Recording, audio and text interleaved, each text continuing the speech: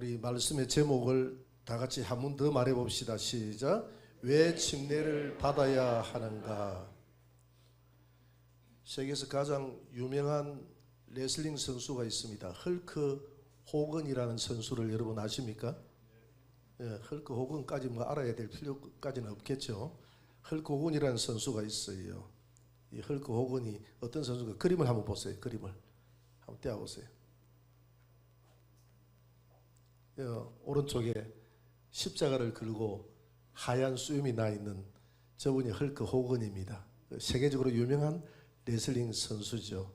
저분이 작년 12월 달에 미국 플로리다주에 있는 인디안 록스 침례 교회에서 침례를 받았습니다.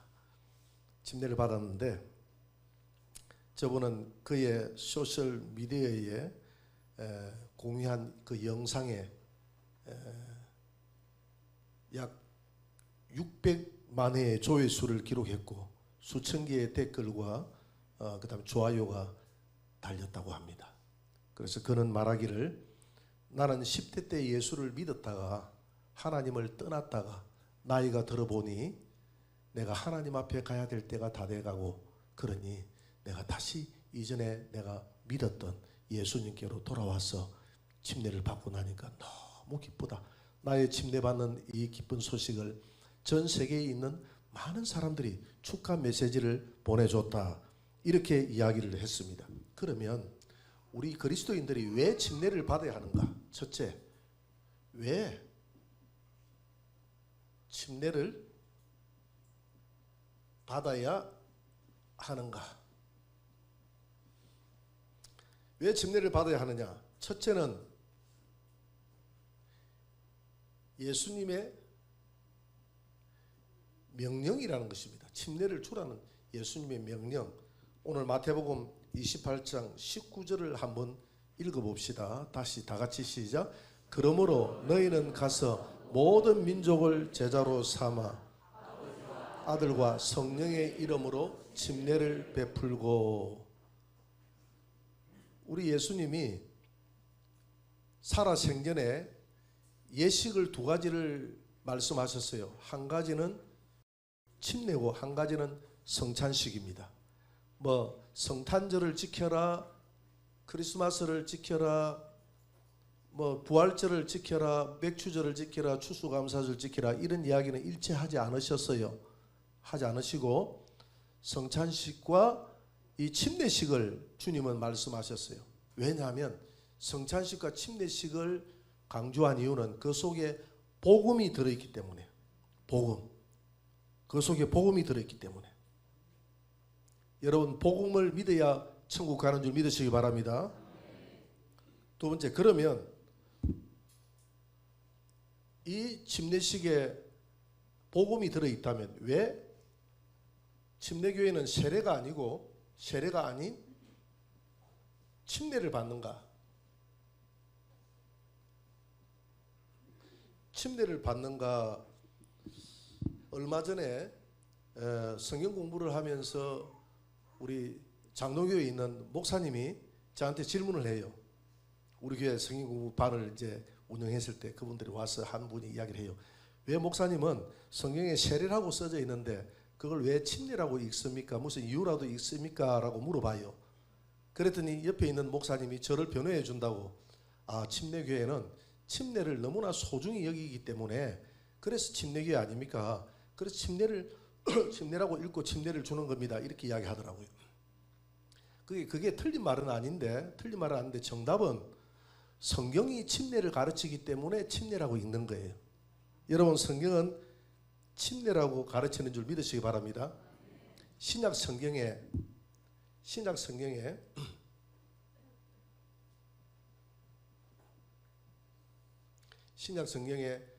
침례라는 이 명사가 총 23회가 나옵니다.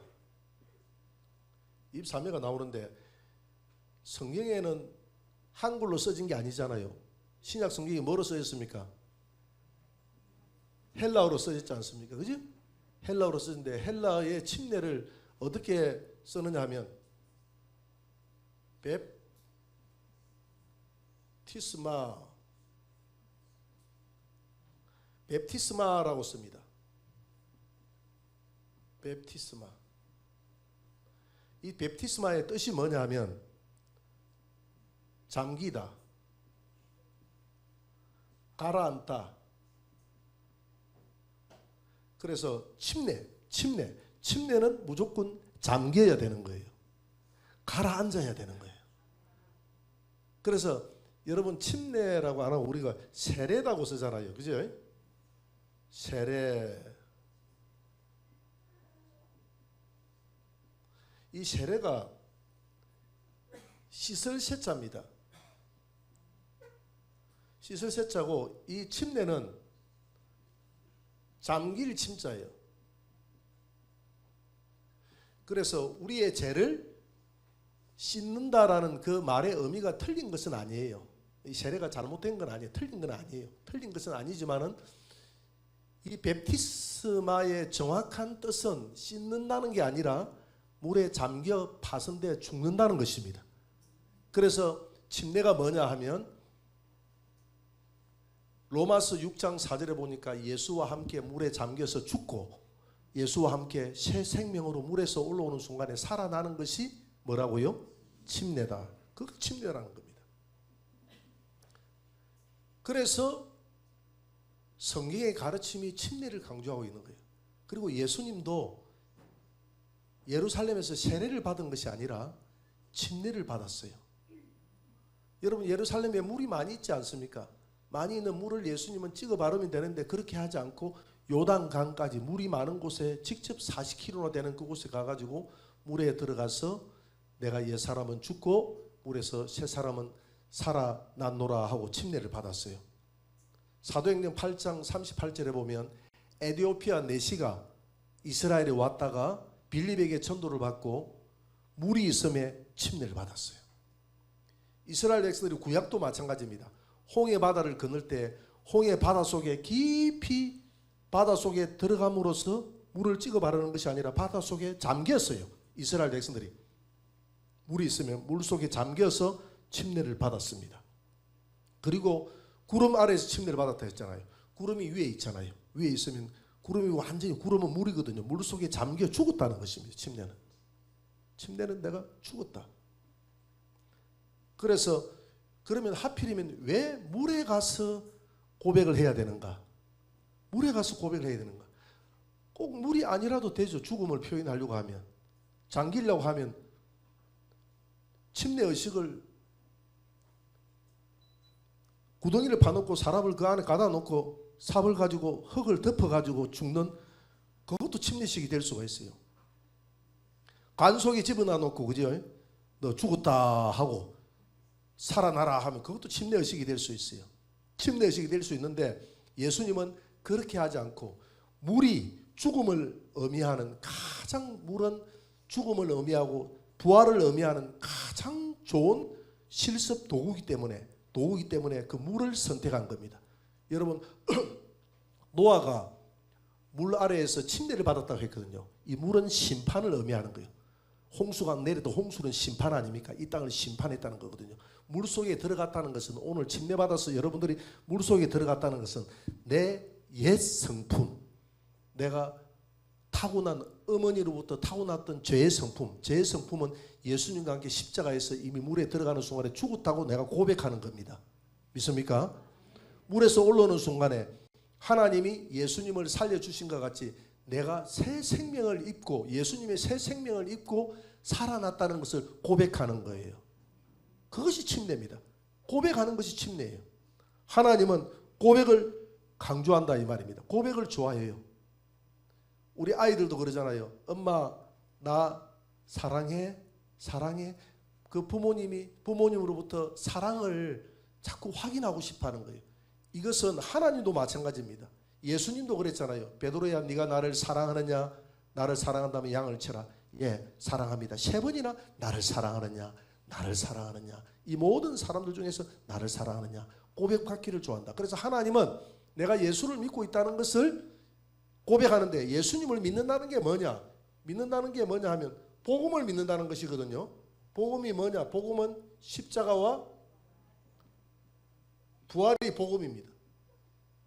그런데 내가 침례 받는 순간에, 침례는 물속에 들어가는 순간에 내가 십자가에서 함께 죽고 물속에서 올라오는 순간에 함께 주님과 함께 부활하여 새 생명으로 살아남을 뭐하는 것? 고백하는 것. 고백하고 남은 생애를 주의 말씀대로 살겠다고 결단하는 것. 고백과 결단이 뭐라고요? 오늘 침례 행위다 이 말입니다. 근데 초대교회는 성경의 가르침인 창세기부터 요한계시록까지 모든 성경을 찾아봐도 침례를 이야기합니다. 물에 잠기는 것, 죽는 것을 강조하고 있어요. 그런데 그게 왜 세례로 바뀌게 되느냐? 거기에는 이유가 있어요. 초대교회와 중세로 넘어오면서 점점 세례의 행위가 이 천주교에서 행해지게 됩니다. 왜냐하면 유아들을 낳고 유아들을 물속에 확 집어넣기가 좀 잔인하잖아요. 그러니까 따로 이렇게 약식으로 영세를 줬다 이 말입니다. 약식으로 영세를 주고, 중세 시대는 전쟁이 많았던 시기이기 때문에 전쟁터에 병사들을 내보내면서 병사들로 하여금 전쟁터에서 잘 싸우게 하기 위해서 사생관을 확립시켜 줘야 됩니다. 사생관을 확립시켜 주기 위한 가장 좋은 도구가 침례예요. 그런데 그 침례를 병사 한 명 한 명을 물에 다 집어넣으려고 하면 어느 천년에 그 수만 명의 병사들을 집어넣을 수가 있습니까? 그래서 약식으로 전부 다 성직자들을 불러서 세례를 준 겁니다. 그리고 노약자들, 이 노약자들, 나이가 병상에 누워있는 노약자들은 침례의 의식을 행할 수가 없잖아요. 그래서 노약자들에게도 약식으로 세례를 행해 왔어요.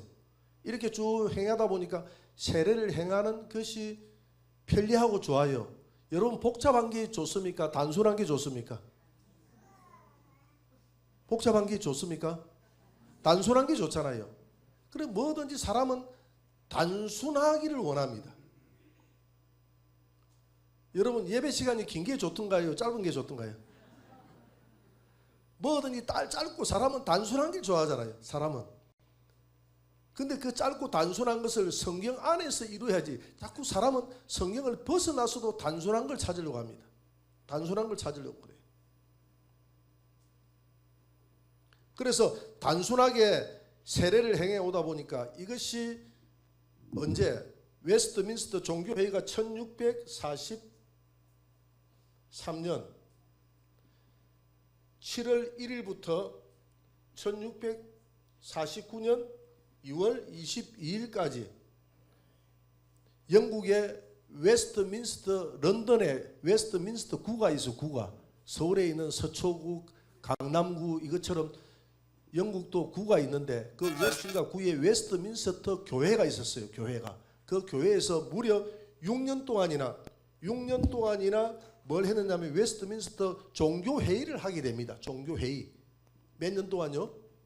6년간. 그래서 그동안 교리가 정립되지 못했던 모든 삼위일체 교리라든지 성령론이라든지 뭐 기독론이라든지 모든 이런 교리들을 다, 마귀론이라든지 천사론이라든지 이런 모든 교리들을 다 웨스트민스터 종교회에서 정립을 해 나갑니다. 교회가. 그때의 세례와 침례도 정립을 합니다. 그래서 지금 세례파가 있고 침례파가 있으니까 이 침례파에서 세례파를 공격을 하는 겁니다. 아니, 왜 침례를 안 받고 왜 세례를 받느냐? 성경의 가르침은 침례인데 왜 세례를 받느냐? 이렇게 이야기를 하니까 어느 날 이 세례 문제를 다루게 돼요. 세례 문제를 다루게 되는데 그날 다룰 때에 총 몇 명이 참석하느냐 하면 총 49명이 참석합니다. 의장이 누구냐면 의장이 라이무드 박사였어요. 박사가 사회를 보고, 의장으로서 사회를 보고, 그래서 세례냐 침례냐 하는 것을 계속 이렇게 토의를 할 거 아닙니까? 며칠 동안 토의를 하다가 토의를 결론을 내렸으니까 결론을 내리려고 하면 뭘 해야 됩니까? 투표를 해야 되잖아요. 자, 그러면 세례를 침례 대용으로 인정을 해 줄 것이냐 인정을 하지 않을 것이냐 투표를 들어갑니다. 투표를 들어가는데 공교롭게도 24 동수가 나옵니다. 침례를 인정하자, 세례를 인정하자 하는 쪽에, 침례는 뭐 인정되는 것이고 원래 침례니까 세례를 인정하자 하는 게 24, 세례는 인정할 수 없다, 성경의 가르침대로 침례를 해야 된다, 세례를 반대한다는 쪽이 24 동수가 나왔어요. 그때에 이 라이무드 박사가 세례를 인정하자 하는 쪽에 한 표를 던짐으로써 한 표 차이로, 한 끗 차이로 통과가 됩니다. 통과가 돼요. 세례가 통과가 됩니다. 그런데 여러분, 사람이 통과를 시켰는데 하나님이 통과를 시켰는지는 내가 잘 모르겠어요. 그래서 우리는 성경의 가르침이 아무리 귀찮아도 성경의 가르침대로 하는 게 좋아요. 좋아요가 아니라 그것은 생명입니다. 생명입니다. 진리의 문제가 아닌 것은 두리뭉실하게 가는 게 좋아요. 그러나 진리는 칼같이 지켜야 됩니다. 진리는 칼같이 지켜야 돼요. 오직 구원이 예수님에게만 있다 하는 것은 진리입니까? 진리가 아닙니까? 그것은 변할 수 없는 진리예요. 그런데 오늘 이 세대는 교회들이 자꾸 뭐 WCC니 이런 데서 타 종교도 구원이 있다라고 이야기하면 세상 사람들은 좋아해요. 그런 것을 종교가 화합하고 어울린다고 좋아합니다. 그러나 성경의 가르침은 전혀 아닙니다. 성경의 가르침은 사도행전 4장 12절에서 천하 인간의 구원을 얻을 만한 다른 이름이 없다라고 이야기했습니다. 신천지의 2인자였던 김남희 씨가 신천지 이만희에 이어서 2인자였지 않습니까? 그가 탈퇴했어요. 탈퇴해서 한 말이 뭐라고 이야기했냐면 자기가 이만희를 영원히 죽지 않는 구원자라고 막 전 세계 우상화 작업하는데 자기가 앞장섰던 사람이 낸데 내가 탈퇴하고 보니까 사도행전 4장 12절에 천하 인간의 구원을 얻을 만한 이름이 예수밖에 없다라는 것이 왜 이제야 그 성경 구절이 보이는지 모르겠다라고 이야기했어요. 천하 인간의 구원을 얻을 만한 이름은 예수밖에 없다는 것은 진리인 줄 믿습니다. 이 침례도 진리의 문제입니다. 진리의 문제이기 때문에 진리의 문제가 아니라고 생각하면 안 돼요. 왜냐하면 침례는 복음이 들어있기 때문에. 침례 자체가 복음이거든요. 복음이 뭡니까? 십자가의 죽음과 부활이 복음 아닙니까? 물속에 들어간다는 것은 십자가와 함께 죽었다는, 내가 복음을 믿고 있다는 고백이고, 물에서 나오는 것은 내가 그분과 함께 살아났다는 고백이거든요. 이 고백의 침례가 어설프게 해서는 안 된다는 겁니다. 너무 중요하다는 거예요. 그리고 여러분들이 이 사실을 반드시 알고 침례를 받아야 된다는 것입니다. 우리나라의 한신대학교가 자유신학주의자들로 가득 차 있는 학교 아닙니까? 뭐 데모하기로 유명한 학교고, 운동권 데모 신학교에서 이런 학생들을 보면 대부분 다 자유주의 신학자들이 많아요. 다 그런 것은 아니지만은 그 한신대학교 모 교수가 성찬식을 할 때에 막걸리하고 떡을 가지고 성찬식을 해놓고 예수님이 우리나라에 왔더라면 막걸리하고 떡을 가지고 성찬식을 했을 것이다 라고 이렇게 했어요. 근데 그건 잘못된 거예요. 여러분, 떡은 맞아요. 떡이나 빵이나 뭐 똑같은 거니까 예수님의 살을 의미하는 거니까 맞지만은 이 피는, 오늘 아침에 내가 흰 피가 있는가 우리 이 약사님한테 물어봤어요. 물어보니까 흰 피는 없다 하더라고. 2차 도지가 흘렸다는 게 흰 피인데 그거 모르겠어요. 흰 막걸리 가지고 성찬식을 하는 것은 예수님의 피에 대해서 제대로 표현을 할 수 없다 이 말이에요. 이건 진리의 문제이기 때문에 붉은 것으로 해야 돼요. 붉은 것으로 예수님의 가르침대로 포도주를 가지고 붉은 것으로 해야 된다 이 말이에요. 예수님의 피를 상징하기 때문에 이와 같이 자꾸 우리의 편리대로 바꾸면 돼요, 안 돼요? 안 되듯이 이 침례도 정통을, 옛날에는 중세시대에는 여러분들이 전쟁터에 나간다고 하면 세례를 받는다고 하면 내가 이해를 해요. 그 다음에 마찬가지입니다. 우리 노약자들이 물에 들어갈 수 없다면 이해를 하는데 이 맑은 날에 이 얼마나 좋습니까? 어제 누가 그러더라고. 목사님 비도 오고 해서 기온이 조금 찰 수가 있는데 물이 찬데 어떡하죠? 물이 차면 어떻게 합니까? 그냥 들어가면 되는 거죠. 여러분, 우리는 너무 편리함에 물들어져 있어요. 저기 러시아는요 1월달 2월달 되면 전부 다 물에 들어갑니다. 러시아는 70%에서 80% 러시아 정교회라는 교회를 예수를 믿고 있어요. 러시아는 푸틴도 러시아 종교의 신자입니다. 그래서 푸틴도 겨울에 그 얼음을 깨고 들어가서 오 시원하다 이러면서 나오잖아요. 들어갔다 나오고 들어갔다 나오고. 그렇게 해서 그들은 물속에 한 번씩 1년에 들어갔다 나옴으로써 자기의 죄가 사해진다고 생각하는 그런 신앙의 전통을 가지고 있어요. 그 사람들은 1월 달에 들어가서 침례를 받는데 저는 12월 달에 침례를 받았거든요. 그때의 소감을 이야기하면 12월 달인데 12월 달에 왜 침례를 받았냐면 제가 고등학교 3학년 때 받았는데 학생이 회장으로 출마하려고 하면 침례를 안 받으면 회장 출마를 못 한다는 거예요. 그래서 회장 출마하려고 침례를 받았습니다. 가포 앞바다에 가서 받았는데 딱 처음 들어가니까 그 영하로 내려갔던 날이거든요. 영하로 내려가니까 살을 가지고 이 면도칼하고 찢는 것 같더라고. 얼마나 물에 내가 그렇게 추운 걸 처음 들어가봤어. 군에 들어가서는 이제 얼음물 깨고는 많이 들어가 봤죠. 그때 내가 처음 들어가 봤어. 근데 물이라는 것이 좀 안에 앉아 있으니까 따뜻하고 좋더구만. 그래서 오늘 침례 받는 분들은 처음에 물을 좀 적셔가지고 한 분 살 앉았다가 놓으면 됩니다. 물이 좀 차독해야 돼. 물은 안에 있으면. 그래서 목사님 오래 있으면 목사님이 걱정이 돼서 그래요 라더라고. 침례 받는 사람 걱정이 아니고 오래 있으니까. 오래 있는 사람은 물이 따뜻하고 좋아요. 제 걱정할 필요는 없습니다. 물이 따뜻. 겨울에도 오래 있어 보니까 겨울에도 물에 들어 얼음을 깨고 들어가서 보니까 물이 따뜻하더라고. 안에는 따뜻하더라고. 나오면 오히려 춥지.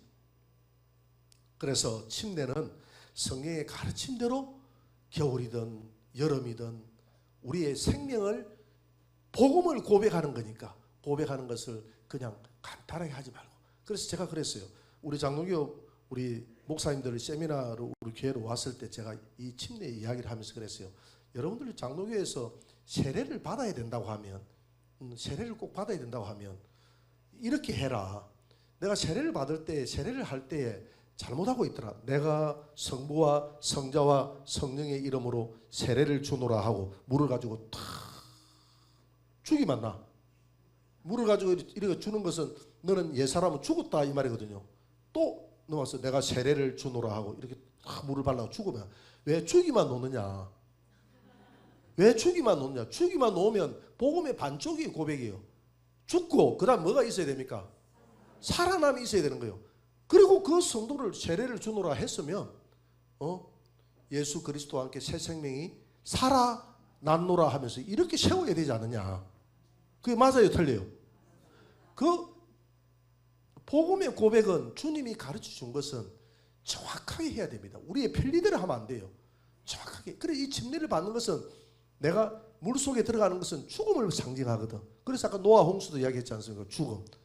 이스라엘 백성들이 구름 기둥 아래서 매일 침례를 받고 구름은 물이지 않습니까? 물 밑에서 죽었다는 거예요. 옛 사람은 죽고. 그 다음에 물에서 침례 요한이 이렇게 세울 때는 새 사람이 살아났다는 거예요. 죽음과 살아남을 정확하게 고백할 때 내가 침례는 나의 고백의 행위를 주님이 받는 것이거든요. 그래 침례를 받아. 내가 예수 믿는다는 것을 내가 믿고 있습니다. 내가 예수 믿고 있습니다. 나 앞으로 예수 믿고 나 죽을 때까지 예수 믿고 천국 갈래요 하는 그것을 고백하는 것이 뭐라고요? 침례라는 것입니다. 그 고백을 간단히 해야 됩니까? 정확히 해야 됩니까? 정확히 하시기 바랍니다. 그래서 골로새서 2장 12절을 한번 떼어봅니다.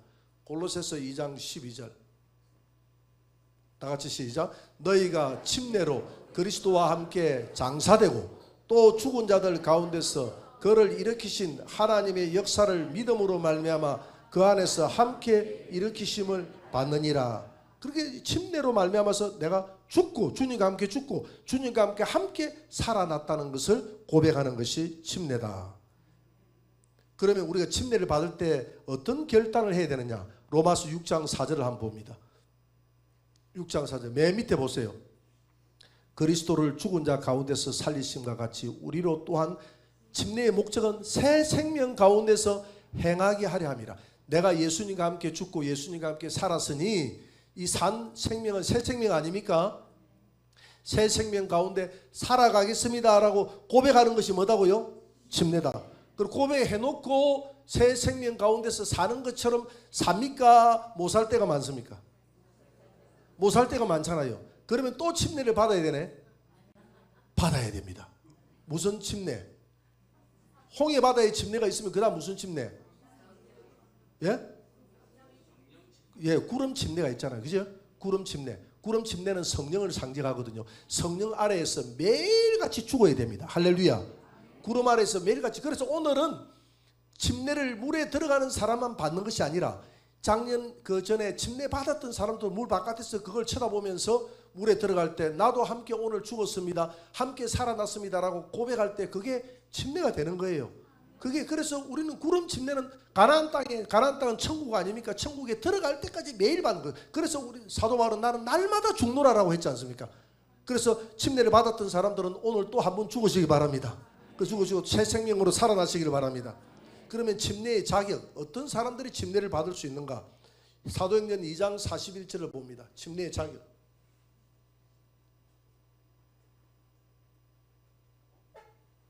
같이 읽어볼까요? 그 말을 받은 사람들은 침례를 받음에 이날의 신도의 수가 3,000이나 더하더라. 그 말을 받았다는 것은 예수 그리스도가 나의 구원자라는 사실을 믿겨지는 사람은 그날 바로 침례를 받을 수가 있어요. 예수 믿고. 안 믿겨지는 사람은 1년 뒤 믿겨질 때까지 기다렸다가 침례를 받는 게 좋아요.